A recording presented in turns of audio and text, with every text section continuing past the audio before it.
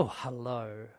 Hello. That was a solid, meaty clap that I just gave you to begin with. I think you're very good at that. You're very good at That felt good. Yeah, so nicely practiced. We've covered that. Do you know, I had a bit of feedback from a listener who said that she, the cat's mother, thought it was hilarious the way we tried to pretend as if we hadn't just split an episode in two. Wow, someone's paying attention. I think not. I think they've just got a bit of insider information and they've listened out for it. I what's the word you use when you treat? No, I guarantee I can't think of the word. So I don't know how to finish that sentence.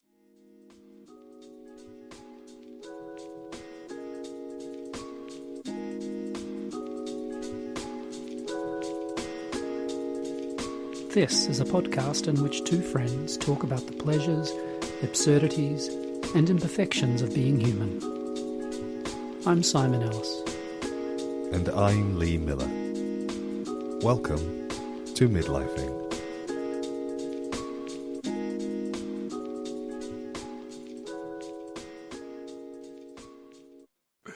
So we've had feedback that we need to be more elegant when we transition, if we indeed, let's just be clear. If we've ever done that. I mean, we've done it occasionally, very occasionally. We don't do it often. It's true. And sometimes we telegraph it, and then sometimes we just pretend. But I suspect that no other listener has ever noticed that we might have just swung straight into a second episode. Unless I've done a really piss-poor job of editing and I've left a very clear relationship between one episode and the next. Yeah. Like you just said 2 minutes ago, which might have happened. So this is a brand new episode, just in case people were wondering. And welcome to Midlifing. I've already heard the thingamajig at this point, Simon. I've already heard it. So you just have to cut that out so they don't get too welcomes or feel that would be being over-welcomed, wouldn't it? Can you ever be? I remember once being taken out to dinner by a university friend's parents, and there was about 4 or 5 of us taken out, and we were. Now that I look back, I go, it was a very, very bog standard restaurant, but I was absolutely delighted to have been treated in that way. Yeah.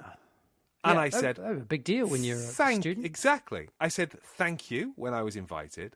I said thank you at the end of the meal. And I said thank you because they also drove us back as I got out of the car.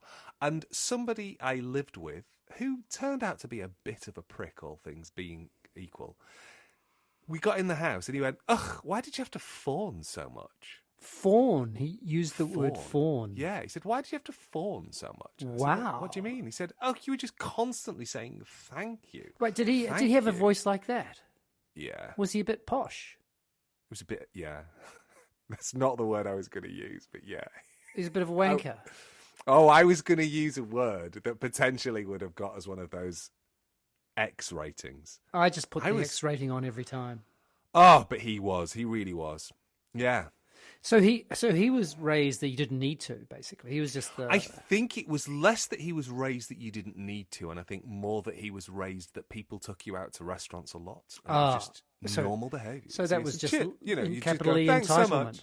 Yeah, and I wasn't raised in that way. And to be very clear, I was taken out to eat in restaurants throughout my life, but not by people who weren't my parents. Yes.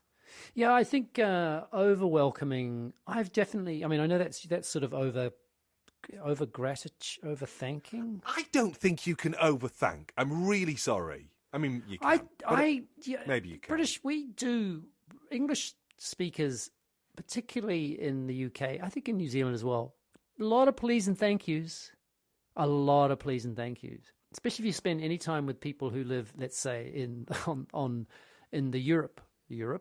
Into Europe. Where they just don't. And I've had them comment, going, wow, you say please and thank you a lot.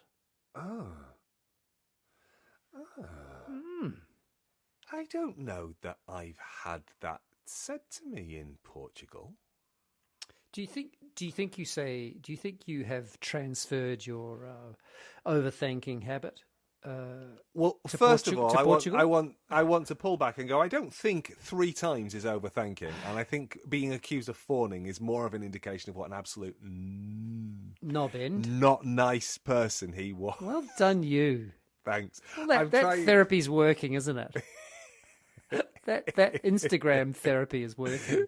In the sense that I've currently got a shock collar on, that every time I'm about to make a swear, it just goes off. No, yeah, don't do this. Yeah. No, don't do this. We should put a link to those shock collars in the show notes. So just in case any listeners want to, you can get them $5.99 from Amazon. Cheap as chips. Yeah, I mean they're supposed to be for dogs, but I wear one. Jeffrey and you is just the one sort who of actually operates it. You just program certain words into them, and if it hears the words, it just kind of gives you a little. Zzz. Yeah, dead easy. It's great. It's basically it's operant conditioning. Yeah. Have I transferred it to Portuguese? I say obrigado. I say por favor. I say muito obrigado. I say obrigadinho when I'm taking the piss. So, what does that mean? What does that mean? Like lots of thanks. No, it's the opposite. It's little thanks. So it's something that you say to kids. If you put inu on the end of something, so it's a diminutive. Yeah. Causinho would be a puppy. So you know. Yeah, so that's it, and if you say to somebody obrigadinho, if you don't know them, it would be seen as a rude, deeply sarcastic thing to do. Yes. Whereas if you know them, it's a kind of a joyful tease. I think I've got a scoop here for everyone. Isn't language amazing? This is something we've never talked about. You've got an awful lot of texts coming in right now. Have I? Yeah, it's buzzing like a. I'm going to turn that. I'm going to turn that shit off. Oh, I know what's going on. Oh, what is it? hang on. If I turn Do Not Disturb, that's okay. Sorry about that. No, tell me. Were you getting like lots of? I don't know what. Well, no, it's because I'm in a group chat for a performance which is happening this evening. Gotcha. I'm on the team, and so they're currently probably sending gifs of each other, pretending that they're shopping or something like that. And and I'm learning all of my crazy Italian, meaning all of the swear words, all of the idiomatic stuff is from WhatsApp, basically. I love that. Yeah. I get an alert on my watch, and it usually comes when I'm in the middle of an important meeting, and I think, oh gosh, it must be Teams telling me something important, and I look, and it's it's Cult Beauty, which is a website that I subscribe to, telling me, quick special offer on these fragrances, buy now, and I'm like, oh shit! Can I do you mute yourself and turn the video off so you can quickly go and do that? Oh, absolutely. It's like, oh, Jesus, I don't want to miss that. That looks like a really good bargain. I best get 2. Cult Beauty.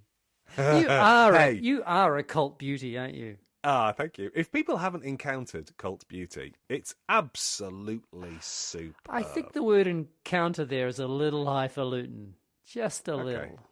If you haven't bought, I don't know, some Byredo perfume, if you haven't bought... I just got a whole bag. Do you wear perfume, Lee Miller? Do I wear... Simon Kennedy Ellis, we have just taken the lid off a topic.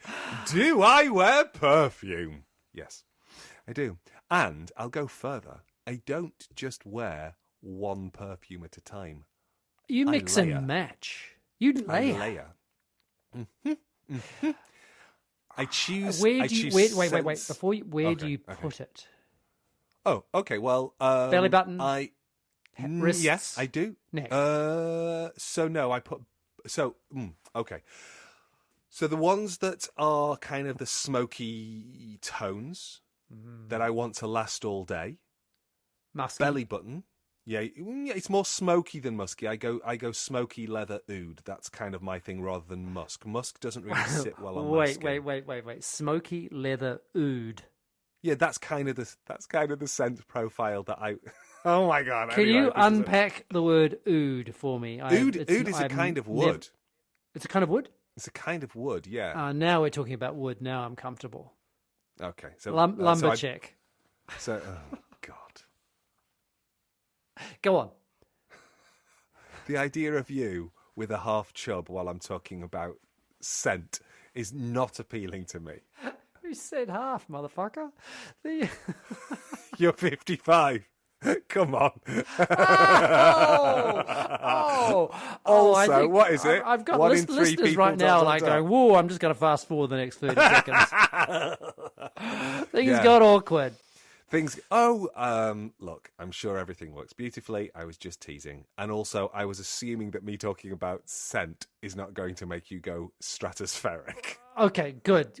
We're sorted. So oud is a type of wood. Yeah. So that kind of smoky, woody, leathery realm. I will put on the belly button, small of my back. Is this a spray?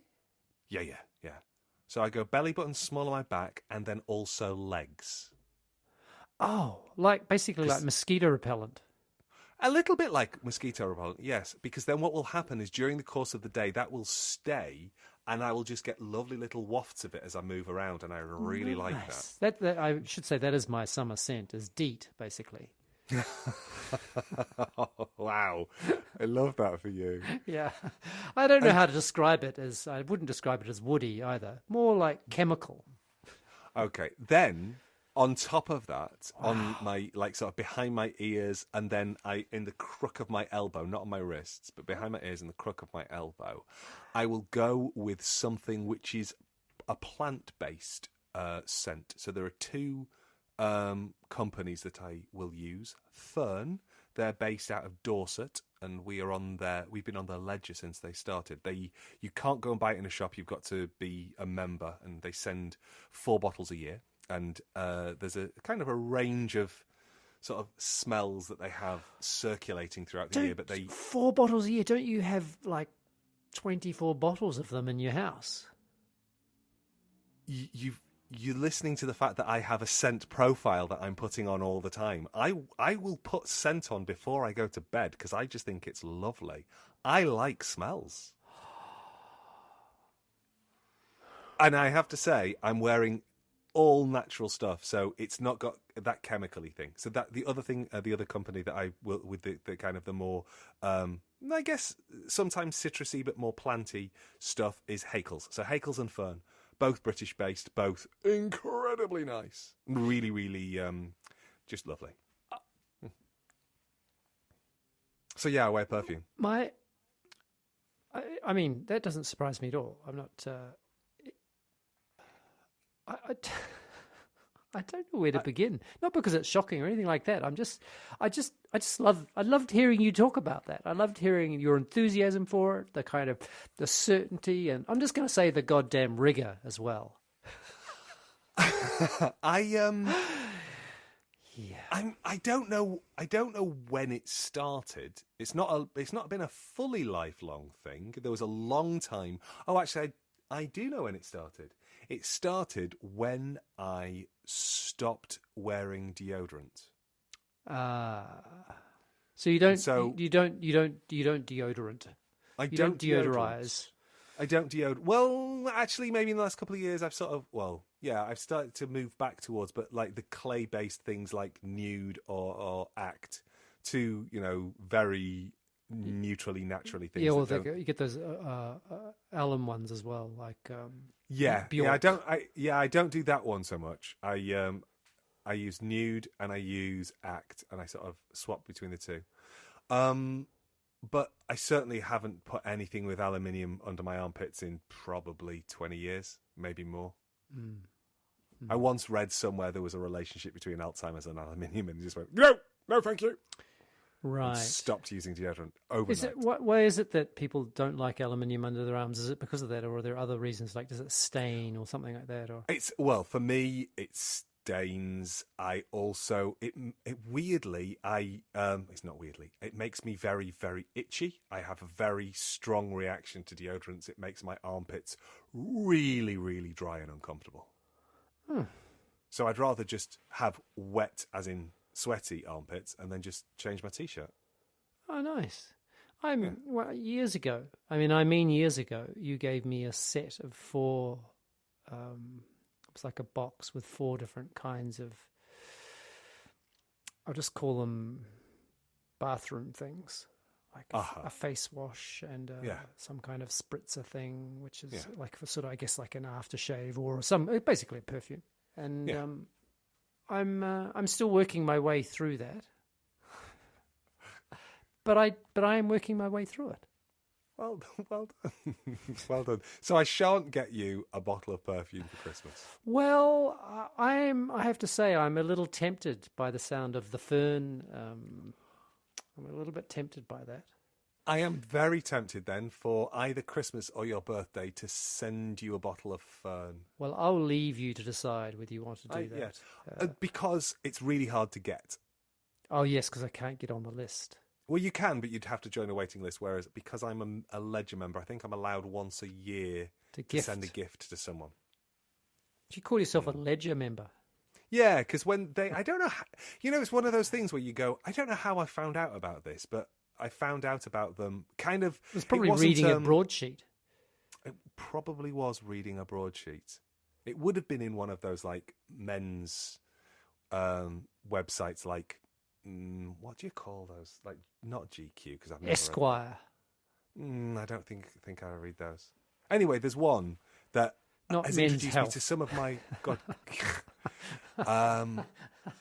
not really my scene. Although the gentlemen on the cover always look lovely. Although I do say, eat a little more. Not drunk. Well, yeah, no, not enough you've water. not drunk any water for the last 48 hours. Yeah. I bet your pee really stinks. Da, da, da, da, da. Which I think is a song that you have to sing. Also, when they you see won't feel men. great either.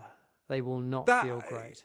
That I'm less bothered about, because just the fact that they are perpetuating other people not feeling great about themselves makes me go, if you feel a bit lightheaded, that's on you, kiddo. You're the one who decided not to, go into ketosis and not drink any water. That's on you. It's not on me. Yeah. But obviously I want them to be okay. I don't want them to be poorly. But yeah, I learned quite early on that I'm starting to mistrust this idea that I don't have a very strong bodily smell. And I've basically just dined out on that for years by avoiding any of this stuff. Which is different from, I'm not saying that that's what you're doing, not for a second. I hear you taking pleasure in the kind of scent, in the sense. So you've got me curious. I wear the scent not because I'm trying to mask. Yeah, I'm not trying to mask my body odor, because my armpits don't smell that bad. Yeah. I think it's the shirts that suffer more, really. Yeah. Don't go near bacteria. I was going to say don't go near underpants, because I just think nothing down there smells great ever. Anyway. Yeah, good advice for me. Good advice for all our listeners. Just don't go near underpants. Yeah, just don't. Don't fuck with that shit. If anyone's got a thought, everyone's having a thought, I'm going to go near some underpants tonight. Don't go near some. Just don't. Just don't. Do you have a favourite brand of underpants? Do I have a favourite brand of underwear? Because you do have like favourite T-shirts, don't you? Yeah, I tend to really like merino wool T-shirts. Because you don't have to wash them. No, that's. Oh, I feel slightly attacked there. No, I was meaning as part of that thing that you were talking about. I wasn't attacking you. I was saying as part of the not smelling so much, and also, giving yourself that nice airing out that you. Well, no, I was going to say airing out that you can do with a merino that you can't do with cotton. It's true. It is one of the reasons I like them, but also because washing clothes less often is also a hell of a lot better for the planet. I do like them. They tend to get lots of holes. I've just actually taken a shirt back. In fact, a pair of tracksuit pants is back as well too. There's a wonderful woman who does. She and her husband have this business. It's called Brown Stitch here in Coventry, and wow, do they do good work. Oh, I love that place. And they're just so warm, and I've taken back a pair of tracksuit pants, which are merino wool, and they are quintessentially a ship of Theseus, and they have been repaired so many times. And I did say to them, I mean, they've cost me far more in repairs than they ever did. They were super expensive when I bought them, but they've cost me far more in repairs. And I did say to her this time, I think this is the last time. I think after this, I can't keep doing this. But yes, and then also I tend to get those, merino wool tends to get these little holes, which, and I don't know why, and I don't know, but it might be the washing machine. I might need to put, anyway, this is not very interesting, but yes, I do like those, and I like them for lots of different reasons, but they're a little bit warm in the summer in Italy. Ah, right. And so then I go for more technical clothing. Yeah. I'm an all year round cotton kind of a guy. Yeah, cotton. I do find cotton doesn't last very long with me because it just it gets smelly quickly, which does give you a little bit of evidence that is in contrast or is contrary to what I was saying before about not being very smelly. You wear a fitted T-shirt though. Yeah, although not as much as I. Yeah, good point. Not as much as I did when I was super lean. I used to keep them pretty fit. You know, like. I like to keep a little bit of bag around the armpit. Yeah, good. So then my armpit skin touches itself rather than it's constantly rubbing against cloth. Good. I feel like I've been getting advice in this episode, and I hope other people do as well. No. Please, people should not take a leaf out of my book. You have thoughts on it though. I've got thoughts on what makes me comfortable. Also, I've just recently found a brand new T-shirt manufacturer that I'm very happy about. Not Brothers We Stand. No, better. WACT, they make blanks and they control most of the production chain. What's blanks? So, you mean they've got nothing on them? Yeah, they've got nothing. So basically what they do is they make T-shirts for other people. So they're basically like Fruit of the Loom. WACT. Yeah, but if you think the lowest common denominator of fast fashion, poor quality materials, made badly, in unpleasant conditions, not great washing, run off into rivers, all of that sort of stuff. These are all made with organic cotton in Portugal. Now, obviously, organic cotton is water intensive, which is a problem. Well, but cotton, full stop. Cotton, full stop. Yeah, but these are they're a nice weight. So they're both. I think they're the perfect winter-summer transition. Oh, I'm going to have a look at this because really might be too late to get a couple before I head into the sunshine of Italia. Just so that you know, don't get the oversized or the boxy cut. Get the regular cut for you. I have. And would you say a medium for me? I would say yeah. I've got a large on, and it's big on me, which is nice. Great. Which is what I want. Okay, so a medium could be quite decently sized. It won't be closely fitted. No. I think a medium would do exactly what you need. And suddenly. Nobody is listening to this podcast anymore. I don't care. I forgot that we were having a conversation that's being recorded. I'm just thinking, oh yeah, Simon would really like these T-shirts. Yeah, no, this is. I think we have to accept the fact that this is what this is. Us just chatting. It's just us chatting. Yeah. You and I have known that for a long time. I don't think we've really been able to admit it. I think we had a wobble because of Susan. The content queen, as I think of her. I've just spent a week with her, and she didn't mention content once. Not once.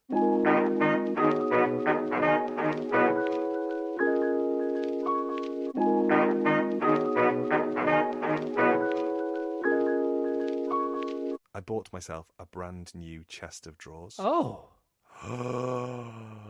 Simon Kennedy. What did you do with the old one? Well, actually, I didn't have one. I've been coping with 3 record boxes, lovely bent plywood record boxes that I bought about 25 years ago. Really gorgeous, but they've got to the point where the lids didn't shut because there were too many things in them. Now, in the process of moving from one storage to another storage, I've thrown away half of my clothes. So I probably could have just done that.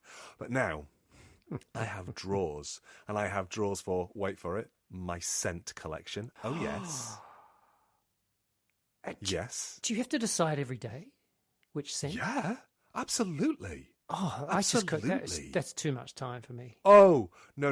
It's lovely. Oh, it's lovely because then you just mix it up and you smell. I love it. But I've got to draw off my underpants. I just love it. I'm loving it. I just can't wait next time I see you. I'm going to totally sniff the fuck out of you. You'd be welcome to. I'm surprised that you didn't notice that I. Yeah. It's not a big scent for me. It's not a big sense for me. My brother, the younger of my two older brothers, he doesn't have a sense of smell. Oh no. Yeah, he was. I can't remember how it came up, but yeah, it's quite curious when you start talking about it. 'Cause, yeah, no idea. Handy to go on a long car journey with, though, because you can fart to your heart's content and he won't be upset. Yes, I think, but he. No, worse. I think, so can he, and then you will be upset. Exactly. Yeah, I think he took your advice way too literally. I'm surprised that you've never noticed I smell, because my colleagues regularly will go, "Oh God, you smell really good." Oh, yeah. And I do. I harks back to last week's episode, better. doesn't it? And the things we do and don't say. Yeah. My colleagues tell me I smell good. I don't think I would ever say that to a colleague, even if they really smelt good. Really? I don't. I just feels like there's a degree of intimacy there, which, Lee Miller. Yeah. I've had male and female colleagues tell me I smell good, and I've not found it to be overly intimate or intrusive. I guess it's just one of those things, isn't it? Like any kind of, I guess we're touching on consent here a little bit, which is depending on how well you know someone and the feeling that that's okay. Yeah, I mean they don't touch me, so that's okay, but they can smell me. But then my smell comes off my body. But I think I would feel far more. It's a little strong, but I'd feel far more uncomfortable with someone saying something about my scent. I'm very happy for people to touch me. No consent required. Wow. Yeah. People want to put their hand on my shoulder or ruffle my hair. No problem. Go for it. Just no problem. Oh, is this just the dance thing? Do you think that you spent such a long time? I'm sure that's. Yeah. Also, I just really, I find it. I don't think of it as particularly intimate. Of course, it can be, but generally, I just think of it as being like a kind of kindness, like a kind of politeness, corporeal politeness, bodily politeness. But someone's saying, "Oh, you smell nice." I would go, "Whew, what?" I mean, lovely that I would smell nice, but as we already know, no one's going to say that to me anyway. And on that bombshell.